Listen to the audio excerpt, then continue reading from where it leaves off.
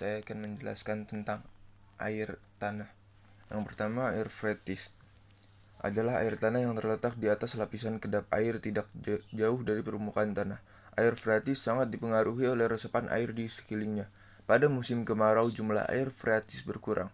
Sebaliknya, pada musim hujan, jumlah air freatis akan bertambah. Air freatis dapat diambil melalui sumur atau mata air. Air artesis adalah air tanah yang terletak jauh di dalam tanah, di antara dua lapisan kedap air. Lapisan di antara dua lapisan kedap air tersebut disebut lapisan akuifer. Kemudian saya akan menjelaskan tentang aliran sungai, pola aliran sungai. Yang pertama, pola aliran dendritik. Pola aliran dendritik adalah pola aliran yang cabang-cabang sungainya menyerupai struktur pohon. Pada umumnya, pola aliran sungai dendritik dikontrol oleh ritologi batuan yang homogen. Yang kedua, pola aliran radial. Pola aliran radial adalah pola aliran sungai yang arah alirannya menyebar secara radial dari satu titik ketinggian tertentu, seperti puncak gunung api atau bukit intrusi. Yang ketiga, pola aliran rektangular. Pola rektangular umumnya berkembang pada batuan yang resistensi terhadap erosi yang mendekati seragam, namun dikontrol oleh kekar yang mempunyai dua arah dengan sudut saling tegak lurus. Yang keempat, pola aliran radial sentripetal. Pola aliran sentripetal merupakan pola aliran yang berlawanan dengan pola radial, di mana aliran sungainya mengalir ke satu tempat yang berupa cekungan. Yang kelima, pola aliran anular. Pola aliran anular adalah pola aliran sungai yang arah alirannya menyebar secara radial dari suatu titik ketinggian tertentu dan ke arah hilir aliran kembali bersatu.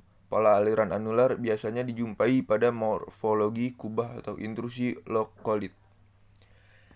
Yang keenam, pola aliran paralel. Sistem pengaliran paralel adalah suatu sistem aliran yang terbentuk oleh lereng yang curam atau terjal. Dikarenakan morfologi lereng yang terjal, maka bentuk aliran sungainya akan berbentuk lurus mengikuti arah lereng dengan cabang-cabang sungainya yang sangat sedikit. Yang ketujuh, pola aliran radial sentrifugal.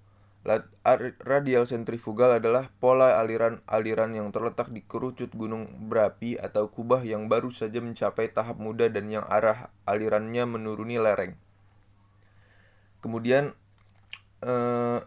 zona air laut berdasarkan kedalamannya.